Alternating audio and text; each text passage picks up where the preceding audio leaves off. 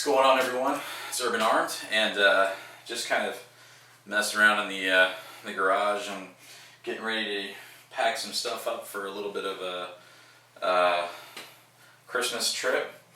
But I've got a few questions from some people from my last two videos that I did regarding bulk purchasing for 223 reloading and some other stuff, because a lot more people are starting to get into reloading, which I think is awesome.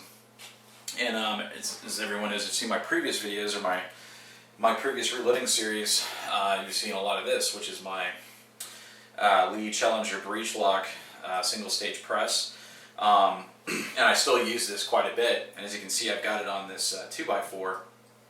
But I got some questions about the Dillon 550, and specifically, I've most recently had it mounted to a 2x6 and using, I think, 3/4 inch bolts. And what I did was I did some I used a countersink drill bit to put some holes in there, and it might be kind of hard.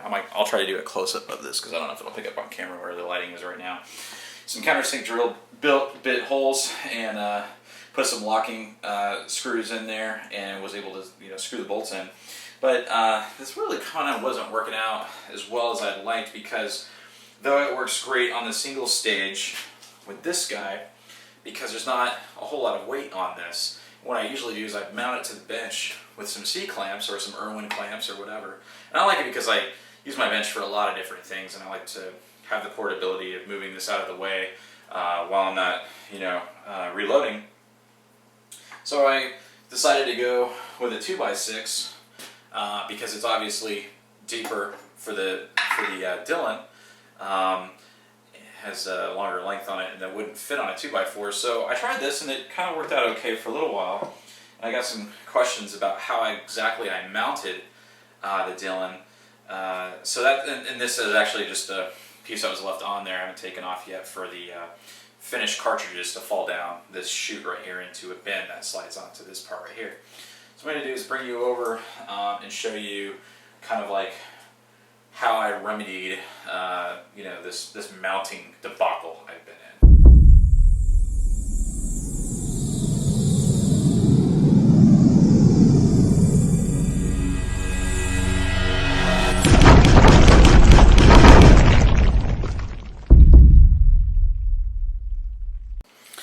So as you can see, I decided that I wanted to go ahead and just mount it.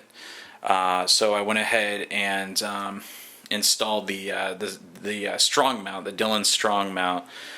So basically, it comes with all the hardware you need to install it.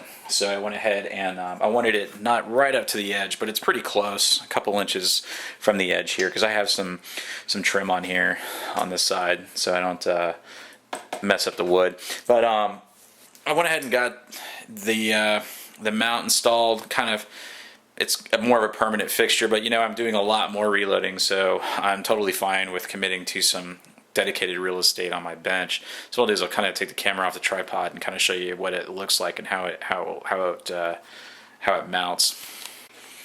So essentially, what this is just two pieces. Just this left side and the other side, they're basically mirror each other, and they come with the hardware to install. I don't know if you can see from the bottom, but there we go. So I've just got some big washers underneath, and came with the bolts and the washers and the nuts. So that was actually pretty nice for Dillon to include those. There's the back one, and the front ones are kind of up under, and that's one of the reasons I pushed it a little bit further away. Because I didn't have a whole lot of room underneath, because I did have this border right here, and I could have mounted it right to the bench, but if I did that, you can see I kind of was tracing out a notch that I would have to cut out, and the reason for that is because when the ram comes down, this part swings back, and when it was mounted right to the edge, I was having it hit the wood. So if this was mounted here, this nut right here, I couldn't pull it down all the way. Now, if you have a bench where your tabletop extends out, you know, an inch or two past the support, the cross beam for your bench, whether it be a 2x4 or 2x6 right here, then that probably won't be an issue for you. But I wasn't gonna, I really didn't feel like cutting into my workbench and changing the stability and the support that I have the way, because this is a really rock solid bench that I built a couple summers ago. I didn't really want to start cutting into it, so this was the best option for me. But one of the other cool things that I liked about this setup here is it also allowed me to easily mount some brackets on here. So as you can see, the ram comes all the way down, plenty of clearance, no problems, and it basically came with a new chute that mounts. It came with the mounting bracket, this chute right here. So it came with a new chute that mounts to the side of this, whereas before, if you see this one right here, this was screwed to the board. So basically that replaces that. And also, I'll go ahead and take these off for a second so you can actually kind of see the mounting brackets. It's pretty simple. Basically, you just have two mounting brackets on the side, one for the chute, and that allows me to put the finished cartridge bin right here. And then I also bought an additional bin, which came with this mount, to hold my ready cases, my cases that are ready to load. So that just slides on right there, and that just makes it really, really simple to grab a new case and just put it in the tray. Go ahead and put this back up, and then of course the finished case just slides right there. So the finished case just kind of drops right down into the bin when it's done. So I think what I'm also going to do is they also make a bullet tray, which would mount on this side, and it's big blue tray, and would, you know, you basically put all your projectiles in there. So when you're loading, you just left hand, you know, onto stage 3 or position 3, which is back here, which so it gets primed in station 2, and then 3, put the bullet on and it seats it. Then over 4 it crimps, and then on the right side, you know, so right hand just takes a case out here and slides it in to go into rotation, and then the left hand would be on this side. So as right now, I just basically kind of put some projectiles on the table, you know, and do that. I mean, it's not that big of a deal. It's not really. If I'm already in this far, I might as well go ahead and get it. So hope that answers some questions on mounting, because I know that a lot of times on the reloading videos kind of focus more on like die sets and configuration, or how to set the dies and all that kind of stuff, and powder measuring and all that. But a lot of people don't actually talk about, you know, how they actually mounted it, because we all kind of have similar workbenches, I mean, for the most part, but they might just, you know, vary as far as like how much room you have, number one, and how you mount it. As you can see here next to the press, I was doing some case prep, and here's my Dillon Super Swage 600, and I haven't actually mounted this yet, because when I'm doing case prep, I want this out, and I want it sturdy so it doesn't move around. And again, same problem here is I kind of have to have it overhang a little bit, because otherwise this bar will hit the edge of this if this is pushed all the way in, and I can't come all the way down to swage that case. So I kind of have it hanging off a little bit, and I thought about mounting it here, but then I was like, well, I don't use it all the time, you know, so I'd like to be able to move it and store it. So I'm just still using a C-clamp, and you can see I had another one over here, which I used for holding the 2x6 down, and I also use that for holding the 2x4 I have over here for the Lee single stage press. So yeah, my car is really dirty and the wheels are black, and it never happens. So it's been raining like crazy here in Atlanta for weeks and weeks and weeks. Ha! Gay! So in any case, I thought I would just kind of, I'll do a little close up here too, if anyone wanted to see how I did those holes. So basically, I just used a countersink drill bit to drill those out, and went to Home Depot, and you can buy these bolts.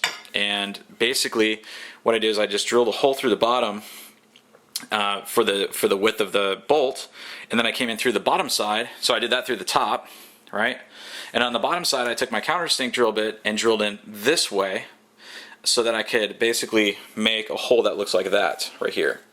So it has a cup in there where and this is a really shoddy job. I mean, I was just kind of in a pinch, and you know, obviously I'm also not the best woodworker, so I just kind of, you know, do stuff until I get it right.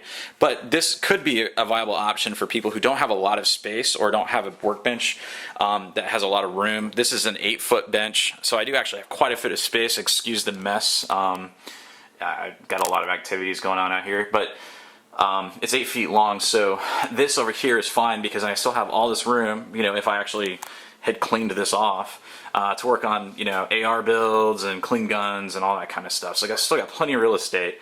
But for those who don't, this might be a good option for you, to use a block of wood, whether it be 2x4, 2x6, to mount it to that, and then take that to the bench, and then use a C-clamp to hold it down. If you you know, they also make other strong mounts for other brands of presses. If you check out Ray Edwards, St. Louis Ray Edwards channel, he has a really cool setup with his Lee.